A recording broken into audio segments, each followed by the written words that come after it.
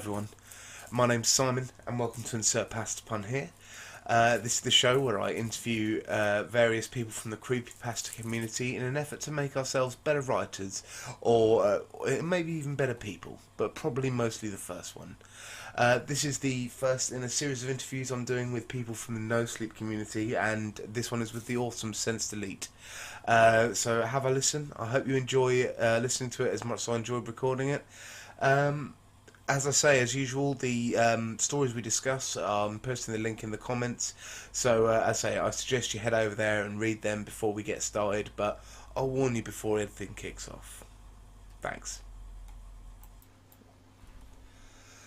Okay, so hi, this is Simon for Insert Past Upon Here, and I am here with Sense Delete. Say hello. Hello. As I say, thanks a lot for coming on. I really do appreciate it. So let's start off with with yourself then. So who are you? Sort of tell me a bit about yourself. Right. So my pen name is Leonard, and I am a writer and musician. I've everything I'm doing in terms of writing is pretty much self-taught.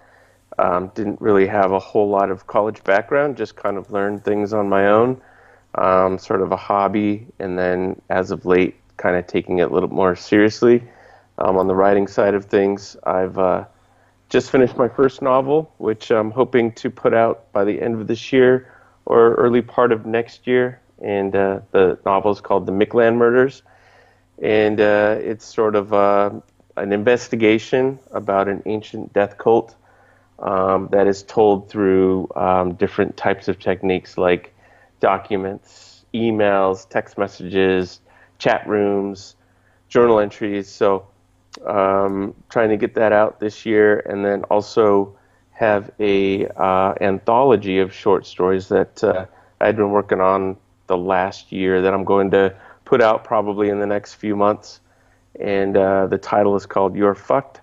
And basically the title is from one of the stories, and the theme of all of the short sort of stories is about, good people or bad things happening to good people. So wanted to kind of stick to that theme. So before doing any of the novel stuff, I've been posting to the No Sleep Reddit. Kind of new to that. I think I posted my first story about a year ago, and just trying to post as consistently as possible.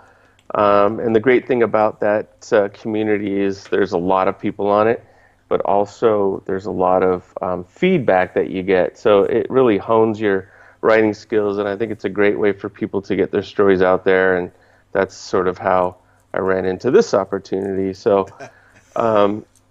which I think is great. I'm sort of new to the whole creepypasta community, but now that I'm sort of contributing, I've uncovered a lot of really neat stuff.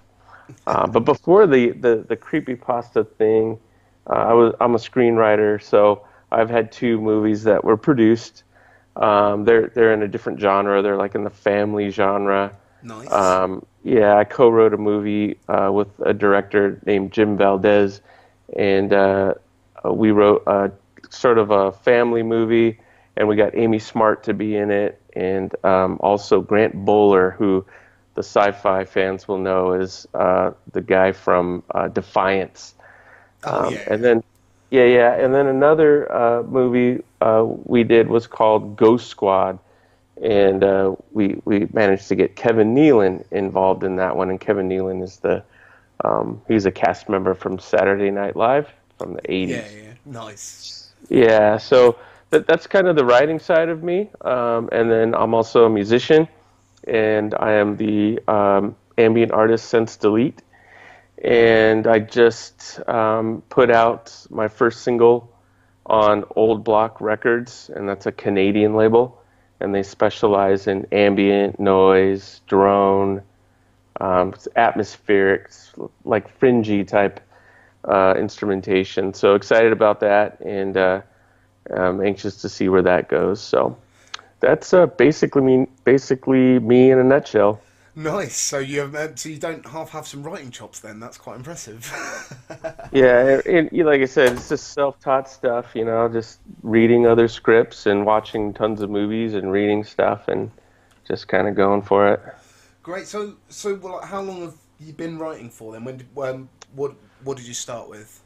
Yeah, so I've been writing since, I was a kid, always writing creative stories, like creative writing assignments, doing things on my own. And then, when middle school came around, was always getting like top marks for some of the poetry and writing I've done, and teachers have always encouraged me to keep doing it. And then, when high school came around, just kept it going and would ace all the English classes and getting really good marks on my creative writing and stuff. And then after high school, I did a couple years of like community college, but my heart was, I wanted to be a rock star at the time. And so I started playing music and still writing and just have been doing it ever since. I really never stopped. I would say, I guess I would consider myself getting way more serious about it within the last 5 years. With the screenwriting opportunities that I got, and then now with some of the no sleep opportunities that are sort of presenting themselves right now. So. Oh, that's cool. That's cool. So, is it? At the moment, do you just write horror, or do you do other sort of genres as well, or? So right now I'm doing strictly like horror stuff. So the novel that I just finished is, I would consider it like a horror novel because it's dark and it deals with, cannibalism and, sacrifice and stuff. All that Um, good stuff. yeah. But I'm more into like the strange and unusual side of things and maybe like the dark side of things. Um, and I think that's why the creepypasta community and the no sleep from the Reddit community really kind of speaks to me because there's some parallels there. They really tap into things that you experience every day, but on top of that, kind of give it a dark twist. So right now, it's strictly just really getting into tapping into that side of me that I've always been passionate about, and that's the darker side of things. Yeah, because that was one impression I got when I was reading the stories and everything. It's especially the one that one of yours that you sent over was it's very grounded. As I say, it doesn't rely on sort of a monster in the closet or anything like that. It's a very real situation, but it doesn't make it any sort of less horrific. Right, and that's what, those are the types of things that I think scare me the most is something that could have really happened to you somewhere, Um, but the more bizarre you make it, the better I think it is. Uh, um, so a great example would be sort of like Stanley Kubrick's version of The Shining, which is one of my a big influence on me because it's just about a normal family that things just go really really wrong for them, and but as you watch the movie more, you get the sense that something bad was always going to happen to them. There's a lot of mystery behind it and a lot of mystery around it, and those are the things that sort of speak to me. That's cool. So, where would you say that you get your sort of inspiration from? Are there any particular writers that you like to sort of draw on, or is there, or like when you're sort of thinking of stories, where does your inspiration come from? Yeah, so it's interesting because my inspiration comes from a whole sort of host of different things, like specific writers. Obviously, like the classic, like Lovecraft. Um, is a big influence. Someone like Clive Barker as well. Those are the sort of guys who kind of stuck out with me. I remember reading a book of Clive Barker that I really loved. It was called Weave World, and the reason why I liked it so much was because it was so different than your typical horror fare, and it really had a different twist to it. And so those types of things I like to bring to my writing, like Necronomicon. There's Yeah, such a yeah. lore behind that, And for someone to just sit there and sort of like come up with something like that, where you don't know if it's real or not, and it's got so much realism to it. Those are the things that I'm influenced by. And then obviously someone like Stanley Kubrick, who does The Shining, but also, which is one of my favorite horror movies, quote unquote, of all time. Yeah, mine And too, Venice. yeah, but then also can do 2001, or can do Full Metal Jacket, putting on these different hats, but they all have like this dark theme to them. That's what really, really influences me. Awesome. Well, cool. So now we've got to sort of know you a bit. Let's talk about the first story you sent over, which is one by you. The never talk to people whilst waiting in line at Disneyland. Right. And as I said before, I actually really enjoyed this one. Awesome. Yeah. So I say for anyone listening, if you haven't listened before, I'm putting the link to it in the description. So I really recommend that you read it. Pause the podcast, read it now, because we're gonna get into it a bit. And you'd be much better off reading it first. It's a pretty enjoyable read. So, nice. Appreciate that. It's all good. It's all good. So give us a basic overview of the story, sort of. Sure. Yeah. So the story is about a family who goes to Disneyland, and it's sort of an annual trip. The kid, it's a family. It's a mom and dad and a son, and the son, it marks sort of his end of summer. So they do like this annual end of summer trip to Disneyland, which marks, obviously the end of the summer and then the beginning of his school year. So there's a lot of hype around it for this family, and they really love Disneyland. They love the rides. They're from Southern California, so they've grown up going to this place, and the perspective is from the dad's perspective, and he's like really excited because he grew up loving Disneyland as a kid, and now he's bringing his kid to Disneyland. So the stage is set, and then they run into this family.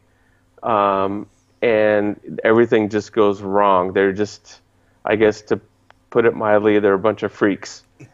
And different things happen throughout the day to the point where they decide to try to leave them where they are, because the family, they kind of connect and they become friends, and they start, going on rides together because they both have Disneyland in common. But then they notice that this family, they're a little bit too into it, and it's kind of off at first, and then it just keeps going and going and going. And I don't know if we're doing like spoilers here or whatnot, but well, we've warned people. You can go go as much as you want. Yeah. So there's a part in the story. The pivotal part is where the kid from the I guess you would say the good family accidentally cuts his finger on one of the brochures, and the dad notices that the little girl keeps telling him, well, you need to suck on the cut, you need to suck on the blood, to stop the bleeding. And the dad just says, no, don't do that, we'll give you a napkin instead. But then notices in the darkness when they're on the haunted mansion that the kid is the little girl is actually sucking the cut of the kid, and that kind of freaks him out. And so that's when he knows that he needs to get away from these people because they're weird. And they're all named after Disney characters. You have Walter and Belle, and their kids are Ariel and Donald, like Donald Duck, and then you've got Woody, who's like their teenager who doesn't say anything, and he just kind of stands around staring at everyone.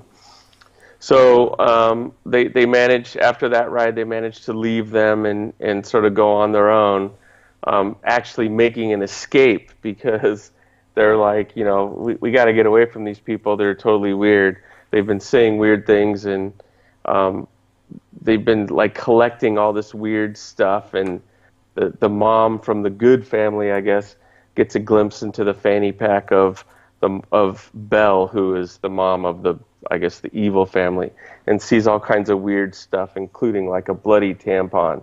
So she knows that these people are just like, we got to get away. So they decide to go to California Adventure, which is the sister park of Disneyland, to try to escape and just, they're like, hey, look, we paid a lot of money for this trip. We're not going to let these weirdos sort of ruin our trip. So they go out over to the other park, and sure enough, that family finds them, and it turns out that the teenager of the group, Woody, was actually following them. So now they're even more worried because they've tried to escape them from Disneyland. They're at this other park, and they've been followed, and now they're deciding on what to do. So the dad, the narrator of the story, gets this idea that we'll go on another ride where we can sort of trap them somewhere. So they just decide to go on this ride called Mickey's Fun Wheel, which is like a carousel. And each car holds 8 people, which is perfect. So he makes sure that they're at the front of the line, and once they get to the car, he kind of pushes them all in, but takes his family and escapes. And then he sees them sort of rise on the wheel, knowing that they're trapped and now they can get out of there. So they decide to just leave. They were done.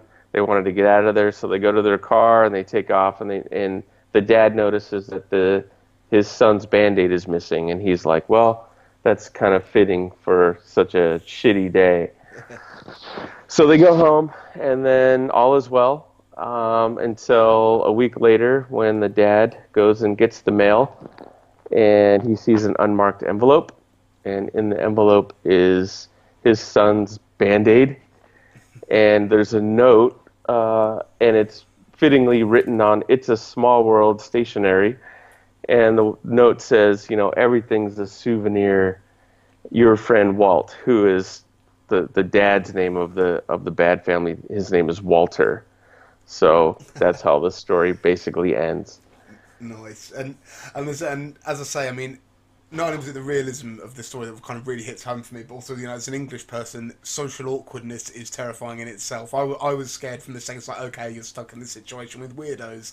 How are you going to get out of it? That's my idea of hell. Yeah, and it's like, like a pacifist nightmare, like the narrator of the story is basically him and his wife they're just sort of easygoing folks, and they have a hard time saying no. So during the course of this experience, that they're trying to sever ties, but they're having a hard time doing it. Yeah. So what gave you the idea for the story then? Like, what was your inspiration on this one? Yeah, so I'm a huge Disneyland fan. So basically, I'm putting myself into this sort of scenario. And the inspiration came from an experience that I have had at Disneyland before, where we've had unwanted company. Nothing obviously to this level, but you're trying to enjoy yourself at one of your favorite places, and there's just this person that gets in the way. And so I took sort of that experience and just kind of turned it on its end, and that's sort of how I came up with the story. Awesome. And so did you have the ending in mind when you started writing it, or did that sort of come about organically? So so I did have the ending in mind. I guess the hardest part was trying to find what that catalyst would be that he would find at the end. And I landed on the Band-Aid because it was earlier in the story, the Walter, the dad of the freaks, takes the kid's lid, his souvenir lid from one of his cups, and he tells the father, like, everything's a souvenir. So I wanted to kind of tie that in to the end, and kind of landed on that, the Band-Aid being sort of the catalyst, because it's, number one, it's pretty gross. Yeah. And number two, it just kind of fit perfectly. So, but I did have like that twist at the end kind of in mind. I guess the hardest part was trying to figure out what that would be. No, that's fair enough, and that kind of leads me to my next question. Really, is like when you were writing it. I mean, did you have any sort of blocks that you came up against whilst you were writing it? And if you did, how did you sort of overcome them? What was your thought process on it? Honestly, this story came out really quick, and it came out relatively easy. The hardest part for me, I guess, was deciding on what story to actually write. So I would write a bunch of different stories, mostly titles of stories that I think would be cool. And once I landed on the Disneyland theme, because it was something that's kind of close to my heart, I just kept going, and it came out in a couple days. It wasn't like it didn't sit on it for too long. It just kind of flowed out. And so I think the hardest part was just, trying to figure out what story to actually write. No, that makes sense. That makes sense. And obviously, I mean, within sort of the creepypasta community, I'm not sure if you're aware, but I mean, Disney sort of seems to crop up quite a lot. I mean, you've got, what was it, Abandoned by Disney, it's Grad Night at the Haunted Mansion, Suicide Right. Mouse. I mean, what is it that you think that it is about Disney that makes it such a rich base for horror? I think it's because there's an underlying darkness at Disneyland. If you look around, I mean, so Pirates of the Caribbean, it's back in the day before they sort of altered some of the things. I mean, they were basically selling women and as brides. I mean, they're actually taking down that part finally now, but even before then, there were parts of the Pirates ride where there were men chasing women, and they had them in a circle, like a circle, like a loop. And that's dark when you think about it. It's supposed to be a fun family ride, but it's really about pillaging. It's about, stealing women and marrying them off. Yeah.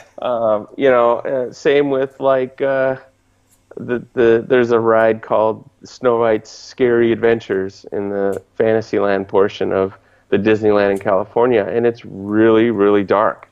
The whole theme of it and the ride itself has like some dark undertones. Same with Pinocchio.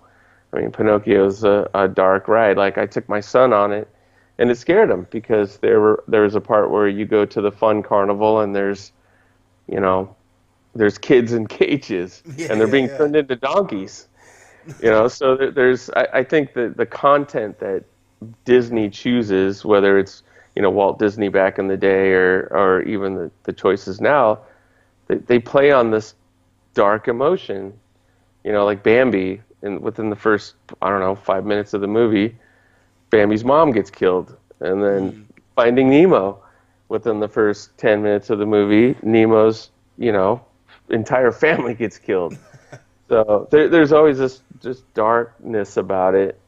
And I also think the animatronic part of Disneyland has a lot to do with it because you're watching sort of robots act as humans, and they have like there's this weird like movement about them and this weird aura about them that I think is dark to Yeah. me. I think it's great. That's it. I know. I know. I mean, it's something about the sort of saccharine facade of the whole thing, and then knowing that just underneath that is sort of this. I mean, it's not even necessarily dirty, but like for me, I remember seeing a cartoon someone had drawn of what was essentially looking at a one of the mascots, but with X-ray glasses on. So you're just seeing this guy hugging this small child, like, and Right. it just that stuck Yeah. with me for a long time. Just sort of like, just it's all just below the surface. And Yeah. Even Walt Disney himself, was a dark person. He had a rough life, and the creation of Disney was very cutthroat. And the fact that they just recently allowed like people to have mustaches, and they're very particular about the way people dress and whatnot. I mean, there's a darkness to it. Like Epcot Center in Florida, there's the whole idea behind Epcot was the experimental prototype community of tomorrow. So it's like control, and there's this just dark theme, and that was Walt Disney's whole vision. So it's wonderfully dark. that's it. And again, that's what I appreciate in your story as well. Is there's lots of sort of little nods to the whole Disney thing. Like I'm gonna get this wrong now, but is it Club 33? Right, The Club yeah, 33. the really exclusive club that again sort of because you've got the weird family who's sort of saying, oh yeah, we're a part of that. We go there all the time. and so it just sort of throws in this whole idea that are these people sort of what Disneyland wants there sort of thing? Is that these people just a product of being that into Disney? Right. They're so hardcore that they go beyond what the normal hardcore is, you know. Nice. Well, yeah. And I say I really sort of looking at this. This is actually a fairly recent story of yours, isn't it? It is. So this is my latest story, and it's actually the most popular one I've had on No Sleep. Nice. Yeah, No Sleep's a great community. There's some great authors on there, and there's some that their I guess upvotes would be like in the thousands, you know. Mm.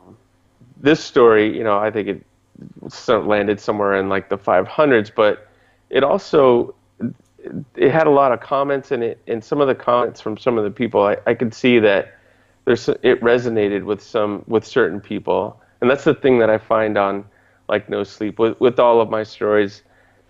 There's always someone who kind of resonates with what the story's about, and that's why I like it so much, because if it reaches just maybe one or two people, then I think it's great. I think it's a nice vehicle. Yeah, definitely. I mean, so I'm fairly new to the whole No Sleep scene. So I've been posting on the creepypasta wiki, things like that. But yeah, I've been part of it. I've read it for like about 4 months now, and in those 4 months I've become a massive upvote whore. I just as soon as anything's posted, I'm just sort of checking it repeatedly. But Nice. but I love that. I just love that that part of it though, is that you get that instant gratification, that instant feedback from it. You do, and if like something you've written just doesn't resonate with people, and it makes you write better, And like for example, the story I posted before the Disney story was one called "Do Not Disturb," and it probably capped out at like 6 votes. I mean, it went completely unnoticed. There's a couple people that commented on it, which was pretty cool, but it just didn't resonate, and then this story came out, and it's like a gradual thing. It's sort of like an organic thing where it just makes you want to do better and better. But I do notice that there's a certain way to sort of write for that community, and I know there's certain people who've really tapped into that. Nice. So yes, I mean, speaking of people who've tapped into it, I mean, say the other thing I asked you to do is send me over a story that you really liked, and you sent Yep. over the ring in my ear. Right. This is again like one that I hadn't read. This looks like it was one of the best passages of August 2016 from the looks of things. Yeah, it Um, was about a year ago, I think. that's it, and I'll save you explaining it. So I'll briefly explain the story again for the people listening. Link in the description. Please read it. It's amazing, and also I'm going to spoil it heavily. But but so the basic story is that you've got a guy whose daughter, trigger warning, whose daughter his daughter gets raped, and he is and he's an anaesthetist at a hospital. Long story short, and I'll cut out all the good stuff. So again, please read it. But basically, he finds out that it's the head of the hospital he works in, son, who raped his daughter, and he kills him by giving him an overdose of anaesthetic. Yeah. Now, obviously, I'm leaving out all the good bits. So I mean, for you, I mean, what works in this story? Why would you say this is one that you really like? Well, so it's a revenge story. The thing that I really liked about it was it didn't necessarily depend on the supernatural. There was nothing supernatural about it, and it still was dark. Mm. And those are the types of things that I love. So like there were no ghosts, there's no goblins. It was this real life situation, from this guy who's he's a career guy, he's a anesthesiologist, and his daughter gets raped, and his daughter was sharing pictures with the guy that raped her because they had become friends first. They were flirting with each other, so they were sharing like racy pictures, and and then he became aggressive, and then he blackmailed her with sort of like with revenge porn. Like, if you know, tell anyone what happened, I'm gonna show everyone these pictures you've been sending me, and that's really sort of like what's happening now, you know, in today's like college scene or high school scene, you know, with our youth today. And it really kind of resonated, that realism, you know, about this real situation, you know, but the darkness about it, where Yeah. I mean, it was just by coincidence that he is going to put the kid under, because the kid is the grandson of his boss. And it was just coincidental. And it's like, well, what if you were put in that situation? What would you do? You know? And the fact that he decided to OD the kid with, you know, while being put under was, it really, I thought it was a great story. Oh, definitely. And as I say, it's just the sort of it's just the cold ending as well. Just the sort of Yeah. like, yeah, I did this, and Yeah. I regret nothing. Yeah, and the fact that he's like, I'm glad I'm wearing sort of the protective mask because no one can see me smile. Yeah, yeah, that was You know, chilling. it just put the, you know, the exclamation mark on the whole thing, and it's that sort of stuff that really resonates with me. Like, you know, the sort of the real, um, like I said, there was no ghosts, and I just think it was great, and the whole ringing in my ear sort of part that is relevant throughout the whole story is interesting, because it's like something's bothering him. You know, there's like this. He can hear this ringing, and it's bothering him, and it gets louder and louder as things progress. And then once he does what he needs to do, it goes away. Yeah. And I think it's great. No, definitely. And for you personally, I mean, would you think that sort of, because both the stories we've discussed have been sort of very grounded in realism? Is realism king for you? I mean, does the story have to be believable for you to? It it it yes, it does. I mean, it really has to be something that I can identify with, and be really believable. I have a hard time with monsters, unless it's grounded in some sort of realism. So, like, for example, the movie Alien. That basically movie was about a monster, you know, obviously from another planet. But the way that they did it was believable, and it scared you, because the way that Alien sort of, you know, gets you is that he impregnates you, and that's scary. Yeah. You know, it's different. So those are the things that you're right. It has to be believable and real in order for it to really, really get to me. No, that's fair. That's fair. So what sort of things do you think like really scare you in terms of like the horror stories? I would say like being trapped. Um, and when I mean being trapped, I'm not saying like I'm in a box, I'm trapped. I'm saying like I've exhausted all avenues, and everything I do doesn't work. So there's really no escape from whatever it is happening to me. So, for example, and I go back to it because it's, you know, one of my all-time favorite pieces of horror, but like The Shining, you know, Jack Torrance, there's really no escape for his fate, and that's scary to me, you know, and he struggles with that throughout the movie, and it's something that is powerful, and I try to put that element in whatever it is I'm sort of writing or doing, you know, in stories to come and in stories that I've written. Yeah, yeah. No, that's fair enough. And so, like with the story that we're talking about, how does that writer sort of influence your own writing? What do you take out of that story that you try and put into your own stuff? I like the way that it was. I like the way that he describes certain things. Like there was a part where he said, and if the author is a female, I completely apologize.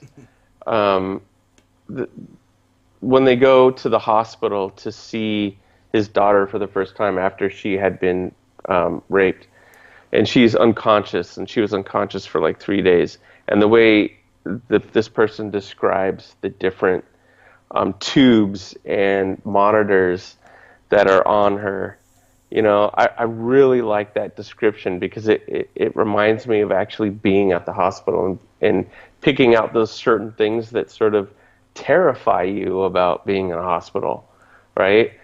The tubes and the catheters and the monitors and all that stuff, like basically keeping you alive, is a scary thing. And it's this weird play on technology that is cold and it could be dark. And I really like that description of that piece in the story. And I want to incorporate that kind of thing more into things that I write. And I think I've tried to do that with the Disneyland story, with describing the smells when you're walking down Main Street and stuff like that. So that's it. I feel that's always like an essential part of horror, is being able to put the reader in the story, if you see what I mean. Just sort of like making it fit, because sort of hearing it happen to someone else and having that disconnect there can often sort of ruin a bit of the landing of the story for me, I think. Right. Me too. Yeah. Yeah. Right. So we've just talked about obviously what like what makes a sort of good creepypasta, but what's most likely to put you off a creepypasta? I mean, what sort of thing will you read and like something will crop up and you'll be like, no, I'm out. This is done for me. Yeah. Well, there's a couple things. Some of the things that I've read in some of the stuff that's happening today, like the creepypasta stuff or the even the no sleep community and some other things, is that it tries really, really, really hard. It's all.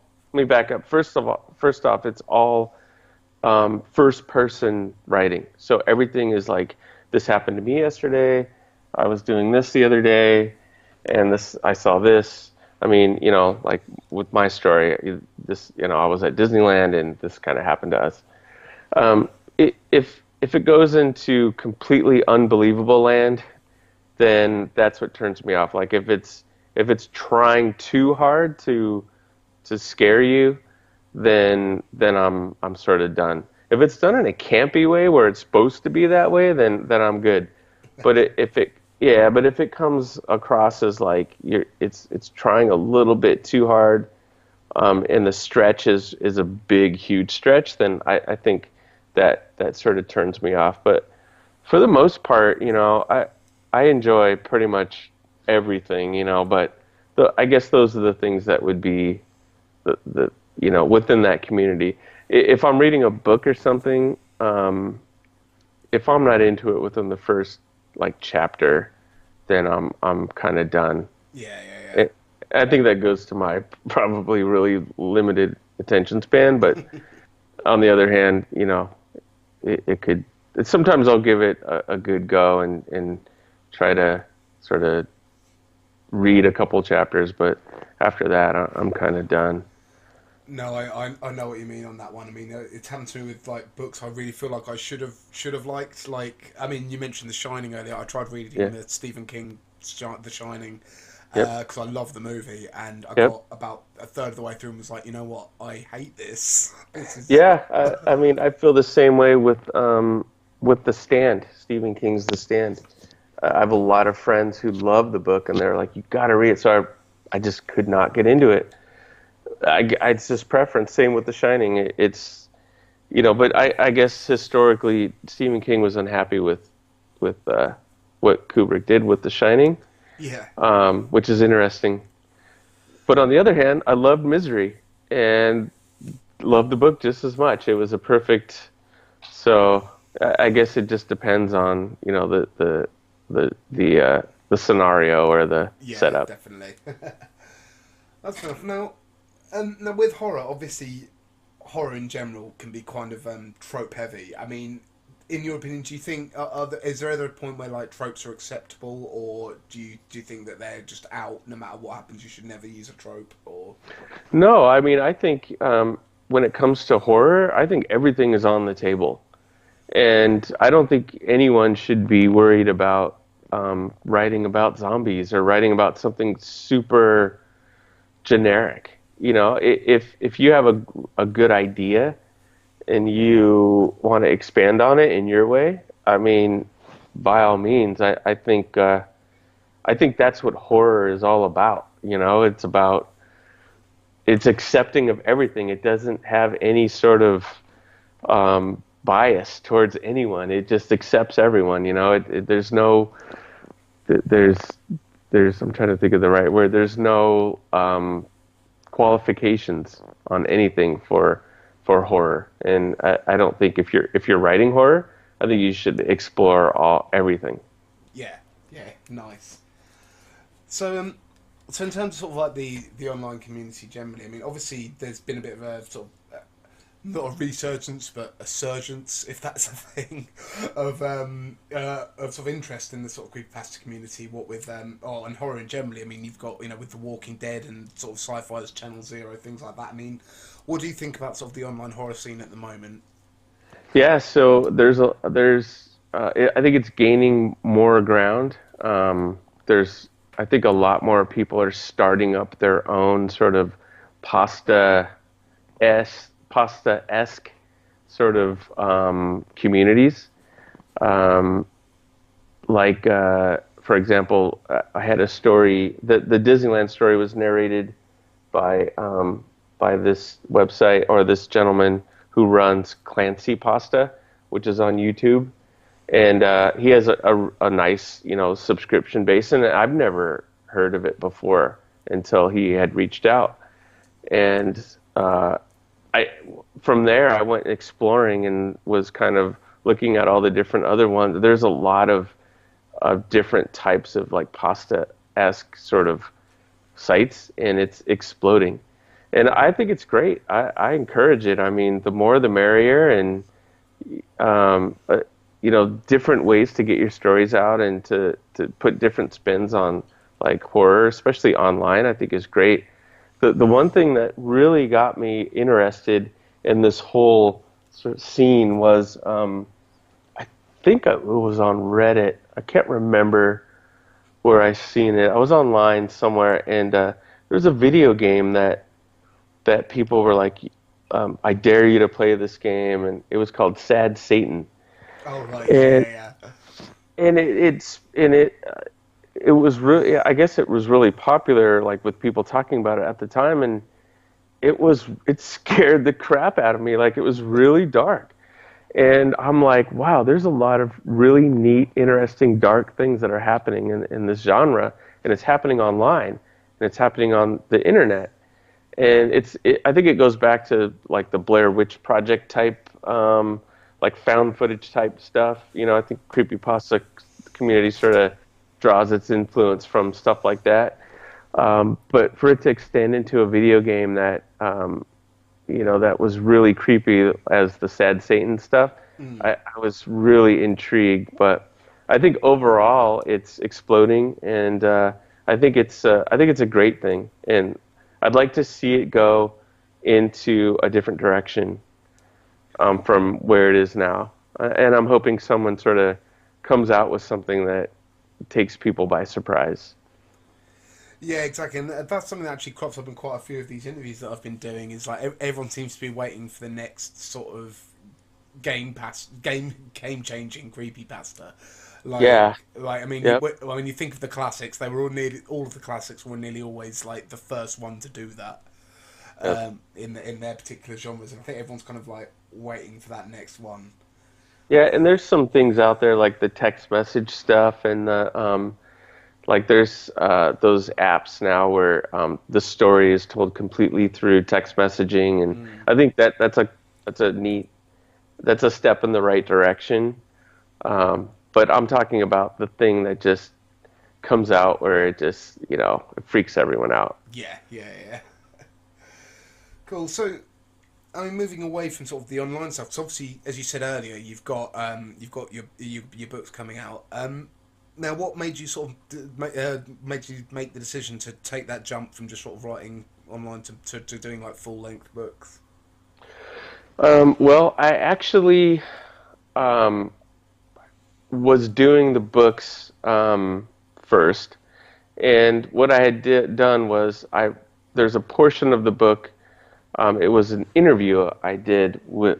It was like a mock interview with an exorcist that I had kind of created, and that adds sort of flavor to the book. And I wanted to see like what kind of response or what people thought about it, other than letting my wife read it or letting a friend of mine read it. So I actually put it on Reddit, on the No Sleep forum, and it got some really, really good feedback, and it sparked a lot of good conversation. So I kind of use it as a sort of a catalyst to see if I was going down the right direction of writing the novel. So I kind of started writing the book, and then got into the creepypasta community sort of by putting up stuff to see what the response would be, to see sort of if I'm on the right track with what I'm writing here. And it really helped me shape sort of the direction of the book. So they both kind of marry each other, but I would say that the novel was the thing that I want, because I've always wanted to do that, and I've always had this idea, and then that sort of led to the online stuff. Nice, that's cool. And also, by the sounds of things, from what you've told me, you've got a story that's also been picked up by Horror Bites magazine. Is that right? Right. So I have a story. It's called Urgent Care, and that was picked up by a new online magazine called Horror Bites, and I believe it's going to be their first publication. It's going to be October 15th. So I'm going to be one of the authors in their first run. I think it's like 5 of us. So I'm not sure who the other authors are, but so excited about that. And the story is really cool and creepy. I'm really excited about it. So Great, yeah, no, that's nice, and as I mean, because I say, because I knew I had a quick look up at them, and I'm actually really impressed. There are people out there who are actually doing this sort of thing. So, that they actually pay their authors as well, don't they? yeah, so that's nice too. Well, yeah, Yeah, it's exactly. I mean, rare. yeah, that's it exactly. I mean, especially in the online horror community, sort of, it seems to be people just don't want to sort of appreciate the authors as such. I mean, that's half the reason why I'm doing these interviews, because I feel like the authors deserve some more recognition for the work that they do towards the community. And Well, and we appreciate that. Absolutely. It's a big, I mean, to build a following, and it's a lot of work. And, like to get maybe a Facebook follower, I mean, or to try to like build some sort of mailing list or get people into what you're doing, it's hard. So things like this are very, very appreciated. yeah, no, definitely. Um, so I suppose kind of my final question then is, for if you've got someone out there, someone who's listening to this, who's like wants to pick up a pen, pick up their laptop, and sort of start writing their own horror stories. What advice would you give to them? I mean, what do you wish you'd known when you first started out? Well, the first thing I would say is just to write and finish it. Like, don't worry about if you think that it sucks or you think it's crap or whatever, or if you think the grammar's bad, or if you don't feel like you're good at writing or whatever. But you have a passion for writing, just write it. Write your first story. Because you'll once you do that, that's your foundation, and you could just build off of it from there. And I think that's probably the most important part, is just because I hear a lot of people, I would love to write something, or I would love to write a book, or I'd love to just do a short story or something. The place to start is to just sit down and do it from beginning to end. And I think that's probably the most important part. Yeah, nice. Cool. Well, I'd say that's all my questions. So I'd say thanks a lot for your time, and thanks a lot for coming on. I really appreciate you doing it. And just sort of finally, I'll give you some time for if you've got anything you want to plug, anything you want to sort of get people, or where can people find you, anything like that. Yeah, awesome. Well, first of all, thank you for the chat. It was awesome. Really do appreciate it. So you can follow me on Facebook. It's M Leonard, EM and then underscore and Leonard. And you'll find there all of my stories that I posted on No Sleep and links to other really cool and creepy things that I try to find and entertain people with. I'm also a musician, so if you go on Spotify or iTunes or Bandcamp and you type in Sense Delete, you'll find my sort of dark ambient music. And pretty much those are two of the biggest things that I'd like to sort of plug here. No worries, and yeah, I'd say once your books come out, I'd say give me a shout. I'll be more than happy to have you on again, and we can talk about those in depth. Absolutely, I will for sure. That'd be great. No worries. Well, I'd say thanks a lot, mate. That's been absolutely stunning. Absolutely. Thank you so much for the time. I really do appreciate it. Nice one. So there you go. There's Sense Delete, aka M Leonard. I say if you like the sound of the stuff that we discussed, I say please check in the description for the links to the various places you can find him. And yeah, otherwise, I say I hope you enjoyed it, and I'll see you guys again soon. Don't forget to head over to us on Facebook, facebook.com/insertpastapunhere, or of course check us out on the website, insertpastapunhere.com. Thanks a lot, guys, and I will see you next time.